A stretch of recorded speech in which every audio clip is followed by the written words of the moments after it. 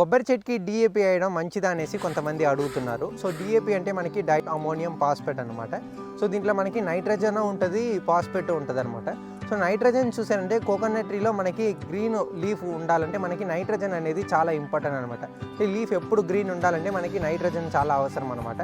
So అది లేక leaf ఇంకా ఎక్కువ జనరేట్ అవ్వడానికి మనకి నైట్రోజన్ చాలా హెల్ప్ఫుల్గా ఉంటుంది అనమాట. సో ఈ ఫాస్ఫేట్ చూసారంటే మనకి కొత్త రూట్ డెవలప్ అవ్వడానికి, రూట్ మంచి హెల్తీగా ఉండడానికి మనకి ఫాస్ఫేట్ అనేది చాలా ఇంపార్టెంట్ అనమాట.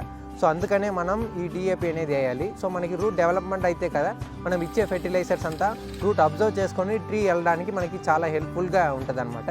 సో మనం డిఏపి వచ్చి ఒక సంవత్సరానికి ఒక 700 గ్రామ్స్ నుంచి 1 kg లోపల వేయడం అనేది కోకోనట్ ట్రీకి చాలా మంచిది అనమాట. చెట్టు ఎప్పుడు సంతోషంగా ఉండడానికి చాలా హెల్ప్ఫుల్గా ఉంటుంది అనమాట. సో ఈ స్టెప్స్ని ఫాలో చేసుకొని డిఏపి అయితే అండి. దీంతో పాటు కలిపి యూరియా వేయచ్చా అనేసి కొంతమంది అడుగుతున్నారు. అవసరం లేదు, ఎందుకంటే కొంతమంది సాయిల్లోనే నైట్రోజన్ ఉంటుంది కాబట్టి మనకి యూరియా అనేది అవసరం లేదు. మీరు డిఏపి వేస్తేనే మీకు బెటర్ ఉంటుంది అనేసి ఈ వీడియోలో తెలివైతే చేస్తున్నాను.